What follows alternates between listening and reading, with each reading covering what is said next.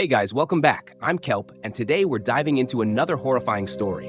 If you're ready for some chills, make sure to hit that subscribe button and ring the bell so you never miss a scare.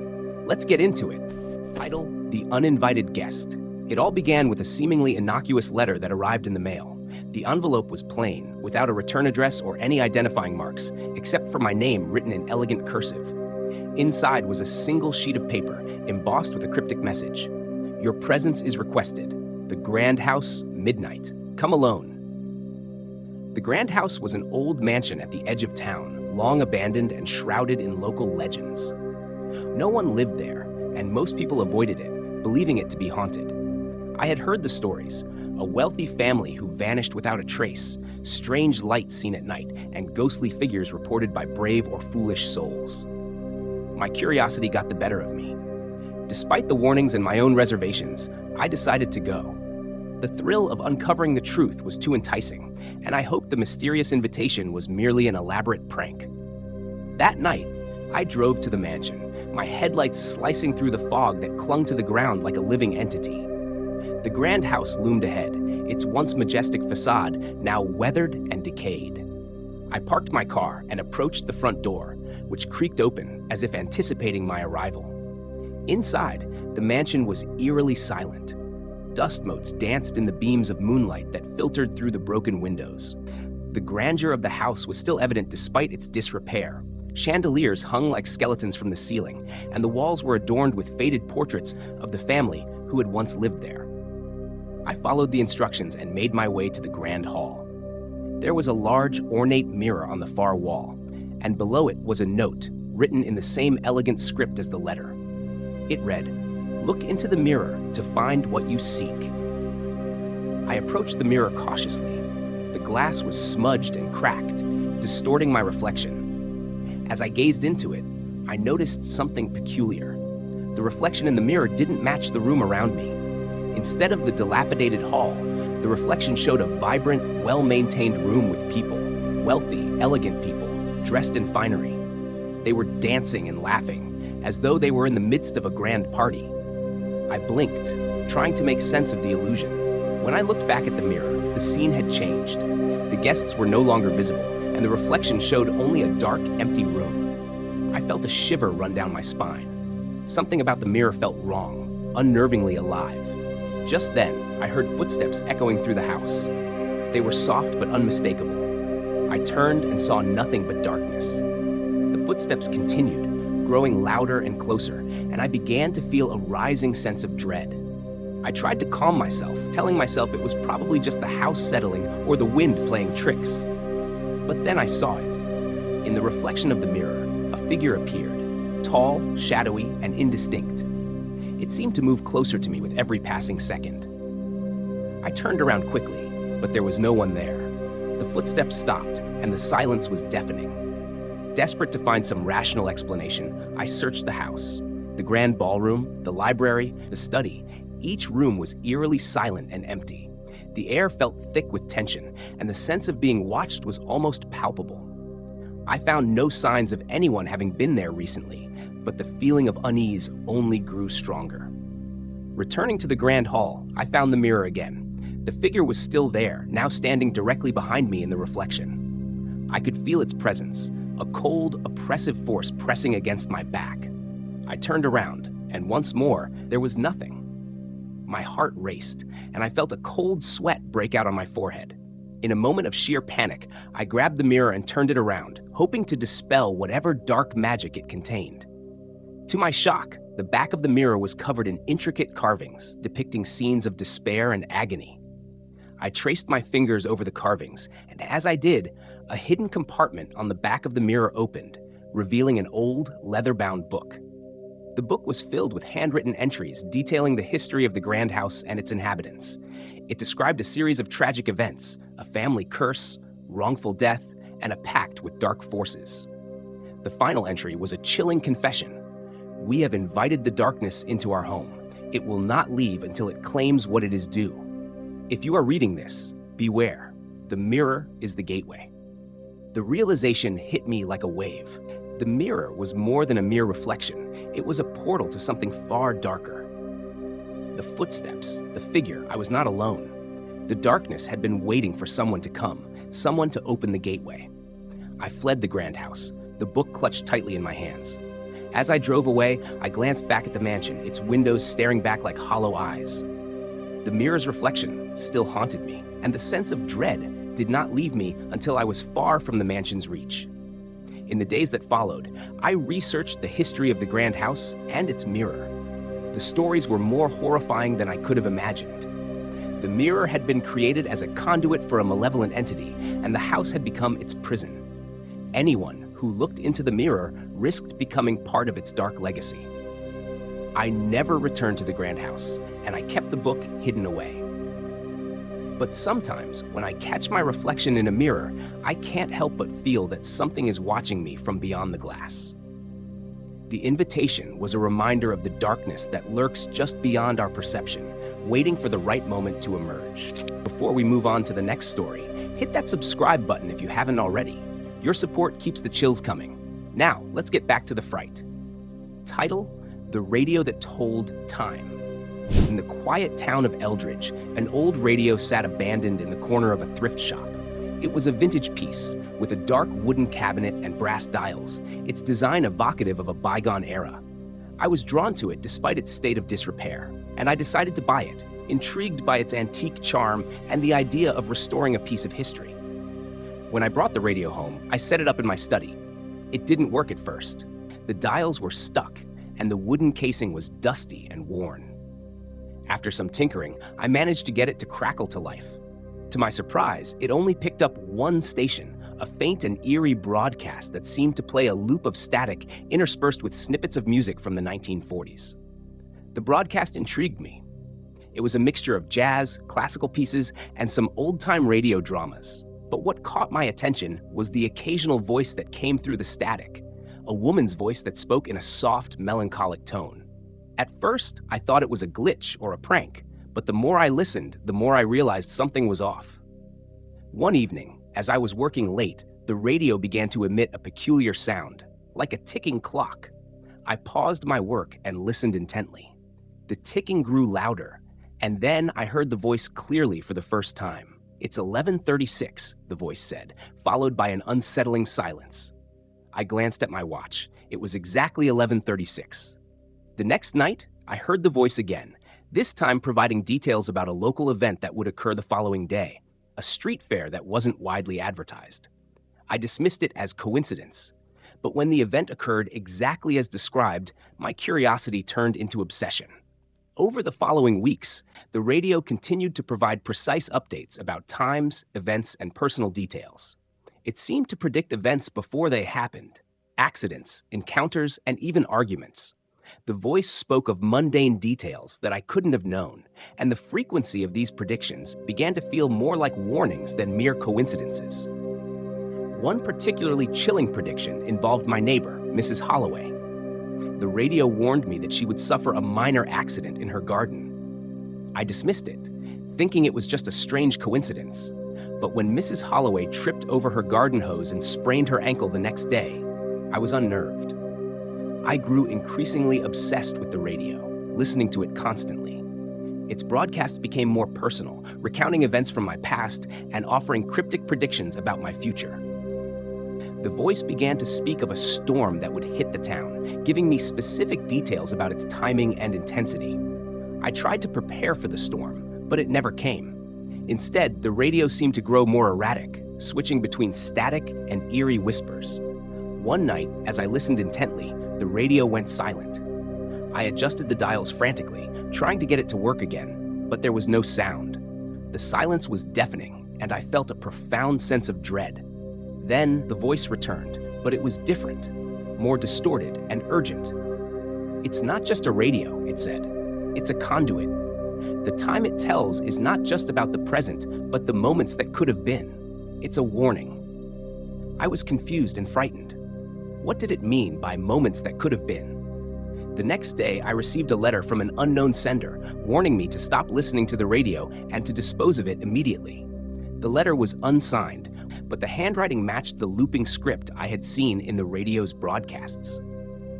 I began to notice subtle changes in my life.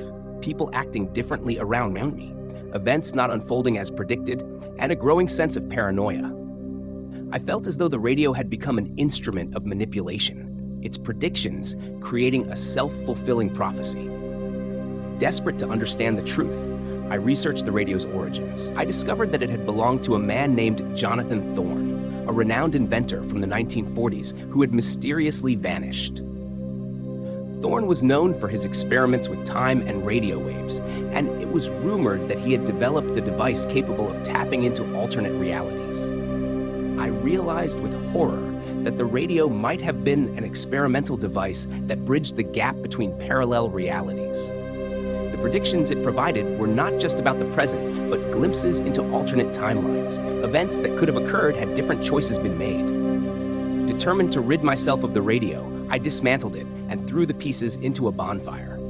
As the flames consumed the remnants, the air grew heavy and the room was filled with an overwhelming silence. The voice was gone, but the sense of dread lingered.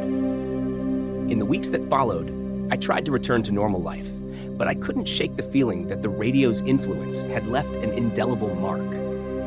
My relationships felt strained, and I began to question whether the predictions had been real or merely the product of my own fears. The radio was gone, but the unsettling realization that time and reality were more fluid and unpredictable than I had ever imagined stayed with me. I moved away from Eldridge, but the memories of the radio haunted me, a constant reminder of the thin veil between reality and the unknown.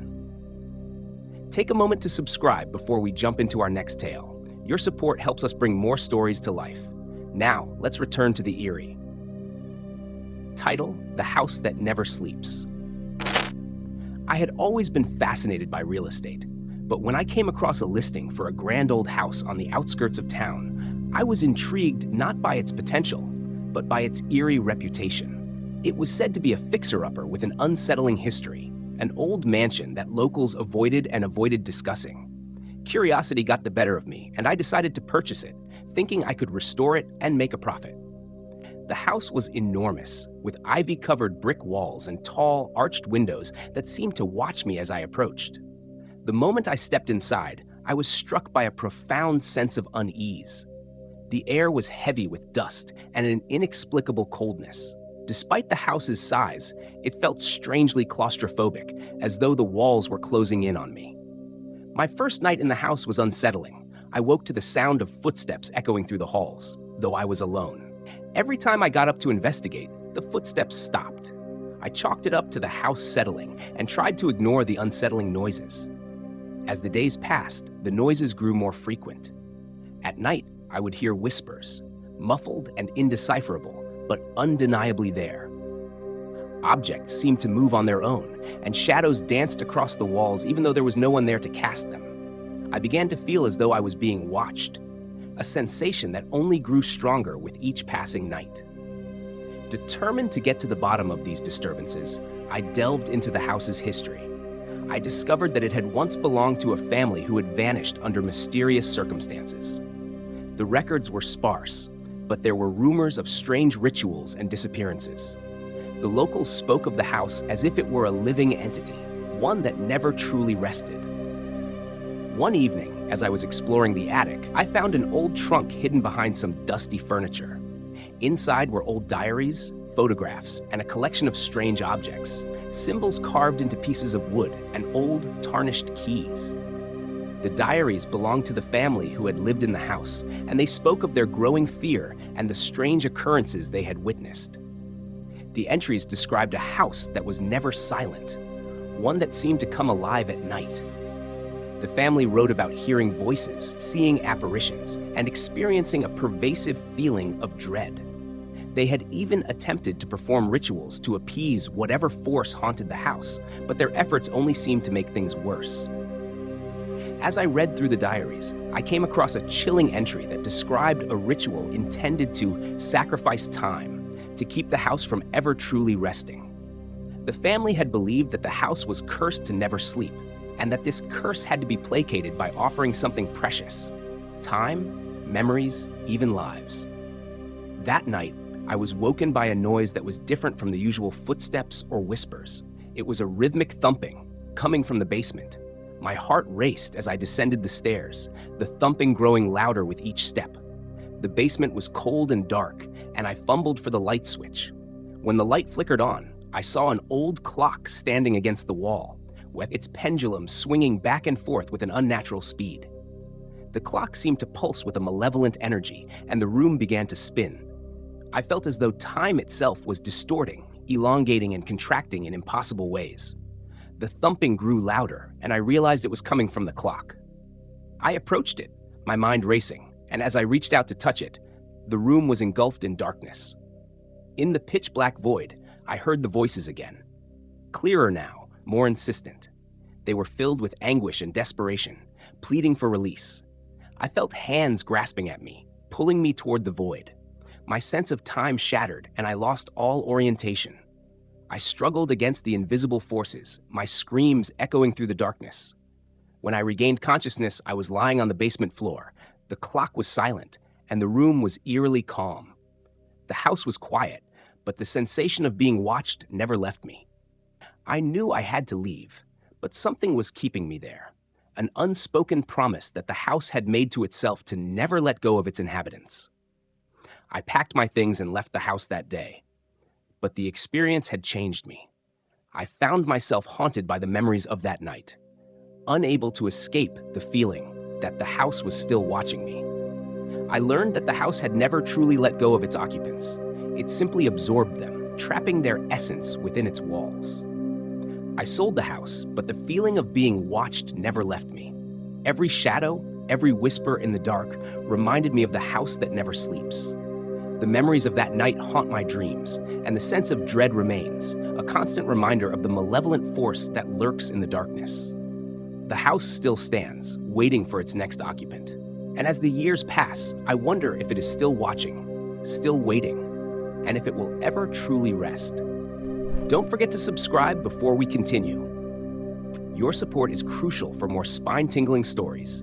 Let's dive back into the darkness. Title: The Forgotten Room. I had always been fascinated by old buildings, particularly those shrouded in mystery and abandonment. So when I received an opportunity to explore an old mansion on the outskirts of town, I jumped at the chance. The mansion was a relic of the past, left to decay in a dense forest that had gradually reclaimed it. Locals spoke of strange occurrences, but I was undeterred. I sought adventure, not superstition. Upon arriving, the mansion was more imposing than I had anticipated. Its once grand facade was now a crumbling shell, overtaken by vines and darkness. I managed to force open the heavy oak door and was greeted by a musty smell and a thick layer of dust. The inside was a maze of faded grandeur and forgotten memories. Furniture was draped in white sheets, and old portraits with eyes that seemed to follow me lined the walls. As I roamed through the dilapidated rooms, I felt an unsettling sensation, an awareness that I was not entirely alone. My flashlight flickered ominously, casting eerie shadows that danced around the decrepit hallways. It wasn't until I reached the third floor that I discovered something truly peculiar. At the end of a narrow hallway, I found a door that was partially ajar. It seemed odd because it was the only door in the mansion that was not coated in dust. Curiosity piqued. I pushed it open and entered a small, dark room. The air inside was oddly cold, and the room was sparsely furnished with only a dusty mirror and a small, antique desk. The mirror was a large, ornate piece with intricate carvings around the frame. As I approached it, I noticed that the mirror's surface was unsettlingly clear, unlike the rest of the mansion's fogged and dusty glass. It almost seemed to have a life of its own, a faint shimmer that was not just a reflection of my surroundings. On the desk, I found a collection of old photographs and letters. They were from a time long past, depicting a family who once lived in the mansion. The faces in the photographs were strangely lifeless, their eyes hollow and devoid of warmth. Among the papers was a diary, its cover worn and its pages yellowed with age. I sat down to read it, my curiosity deepening with every page. The diary belonged to a woman named Evelyn, who had lived in the mansion in the early 1900s. Her entries spoke of a growing sense of dread and an increasing isolation. She mentioned a series of strange occurrences, objects moving on their own, inexplicable noises, and shadows that seemed to come alive. The entries became more frantic as Evelyn described a presence in the house. She wrote about discovering a hidden room behind the mirror's wall, a room that was not marked on any of the mansion's blueprints. Her last entry was a desperate plea for help and a warning to anyone who found the diary. The room is not meant to be seen. Intrigued and unnerved, I decided to investigate the area behind the mirror. I carefully pried it from the wall and found a small door hidden behind it. With a deep breath, I opened the door and stepped into the darkness beyond. The hidden room was a stark contrast to the rest of the mansion. It was pristine, with polished wooden floors and walls lined with strange symbols. At the center of the room was an altar with a large, ancient book resting on it.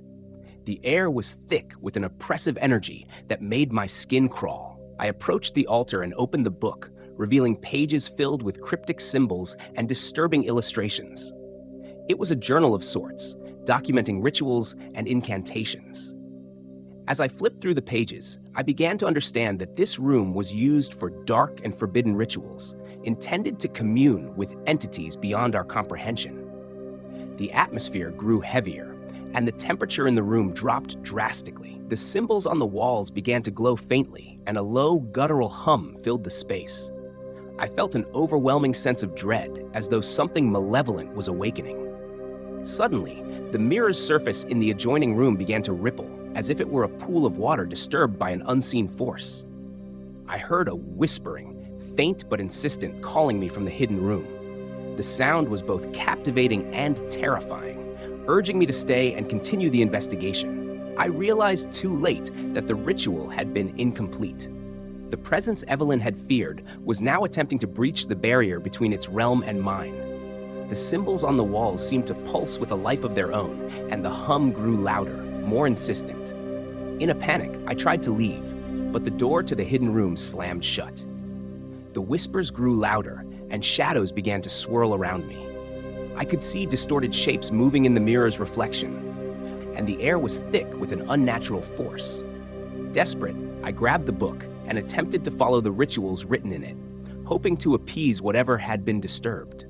But the whispers turned into screams, and the room began to collapse into chaos. The mirror's surface shattered, and the room was engulfed in darkness. When I finally regained my senses, I found myself outside the mansion, lying in the grass. The sun was setting, and the mansion loomed behind me, silent and still. I fled, not daring to look back. I later learned that the mansion was sealed off by local authorities, who declared it unsafe and cursed. I returned to my normal life, but I am forever changed. The whispers have followed me, haunting my dreams and filling my days with unease. The mansion remains a dark chapter in my life, a place where I uncovered secrets better left buried. The reflection in the broken mirror still haunts me, a constant reminder of the dark forces I encountered and the price I paid for uncovering the truth. Before we dive into the next story, make sure you're subscribed. Your support fuels more chilling content. Now, let's head back into the shadows. Title: The Mystery of Room 13. I'd always been drawn to the unconventional. When I spotted an ad for a quaint historic inn on the edge of a sleepy coastal town, I was immediately intrigued. The inn, known as the Seafarer's Rest, was said to be charmingly old-fashioned, with views of the rocky shoreline and the roaring sea. It seemed like the perfect retreat from my bustling city life, and I couldn't resist booking a stay. Upon arrival, I was greeted by the innkeeper, a stern but kind woman named Margaret. The inn was just as charming as advertised: creaky wooden floors, vintage furnishings, and a grand fireplace in the lobby. Margaret led me to my room, room 13, which was located at the end of a long, narrow corridor. She gave me a peculiar look as she handed me the key, but she didn't say anything. Room 13 was unusual, but delightful. It had a large, antique four-poster bed, heavy curtains, and an old-fashioned writing desk by the window. The room was cozy, but there was something oddly unsettling about it. The wallpaper, though beautiful, seemed to shift patterns when I wasn't looking, and the shadows cast by the street lamp outside seemed to move on their own. I chalked it up to the room's age and went about my evening. After a nice dinner at a local seafood restaurant, I returned to the inn and decided to settle in for the night. That's when I began to notice strange occurrences. The temperature in the room fluctuated wildly. One moment it was uncomfortably warm, the next it was chillingly cold. The heavy curtains seemed to rustle on their own, even though there was no breeze, and there was a faint sound, like whispers, that seemed to emanate from the walls. Determined to get some rest, I pushed the strange noises out of my mind and fell asleep. I was awakened in the middle of the night by a loud crash. I sat up in bed, my heart racing, and glanced around the room. The writing desk had toppled over, and the contents, a lamp, a stack of old papers, and a framed photograph, were scattered across the floor. The photograph was peculiar. It depicted a group of people standing outside the inn. They were dressed in clothing from the early 1900s, and their faces were somber. I noticed that one of the figures resembled Margaret, but she looked much younger. I confronted Margaret about the photograph the next morning. She was visibly uncomfortable, but reluctantly shared the inn's history. Room 13 had been the site of a tragic event nearly a century ago. The inn had once been a boarding house for sailors, and Room 13 was used to accommodate new arrivals. One night, a storm had ravaged the coast, and a shipwreck occurred. A group of sailors had sought refuge at the inn, but the storm had been so violent that the inn's foundation was damaged. The sailors, exhausted and disoriented, had gathered in Room 13. In the chaos, a fire broke out, claiming the lives of several sailors, severely injuring others. The inn had been rebuilt, but Room 13 had been sealed off for years after the incident. The story chilled me, but I was determined to get to the bottom of the mystery. That night, I decided to investigate the room further. Armed with a flashlight and a notebook, I scoured every corner of Room 13. I noticed that the wallpaper seemed to have a subtle pattern of nautical imagery, anchors, ropes, and ships hidden within its design. As I peeled back a section of wallpaper, I discovered a hidden compartment. Inside, I found a weathered journal and several letters. The journal belonged to one of the sailors, a man named Thomas Blake. The entries described the events leading up to the fire and detailed the sailors' desperate attempts to escape the room. The last entry was particularly haunting. The fire is closing in. We can hear them, voices from the sea. They're angry and they want us to pay. The letters were addressed to various people, including a woman named Emily, whom I recognized from the photograph. The letters spoke of a love affair between Thomas and Emily and of a plan to escape the dangers of the sea together. The final letter was a plea for forgiveness and a promise to return to her. As I read the letters, I felt a growing sense of unease. The whispers I had heard in the room now seemed clearer, like voices from the past. I decided to leave the room and investigate the inn's archives, hoping to find more about Emily and the sailors. In the archives, I discovered old newspapers and documents that confirmed the tragic fire and the stories of the sailors. Emily had been devastated by Thomas's death and had lived the rest of her life in mourning. The inn's records also revealed that several of the sailors' bodies had never been recovered. I returned to Room 13, determined to find closure. As I sat in the room, the whispers grew louder, and the temperature dropped sharply. The room seemed to come alive with the echoes of the past. I realized that the spirits of the sailors and Thomas were trapped in the room, reliving their final moments and seeking solace. I decided to perform a small ritual of remembrance, lighting candles and reading aloud from the letters and journal. As I did, the whispers grew softer, and the room seemed to calm. The temperature stabilized, and the shadows in the room seemed to recede. The next morning, Margaret seemed more at ease. She thanked me for bringing the stories to light and revealed that the inn had been trying to atone for the tragedy ever since. The spirits of Room 13 were finally at peace, and the room seemed to have regained its tranquility. I checked out of the Seafarer's Rest with a heavy heart, but a sense of satisfaction. The mystery of Room 13 had been solved, and the spirits of the past had found their peace. As I drove away, I couldn't shake the feeling that I had witnessed something extraordinary, an eerie reminder of the thin veil between the past and the present, and the stories that linger long after the events have passed. That's a wrap for today.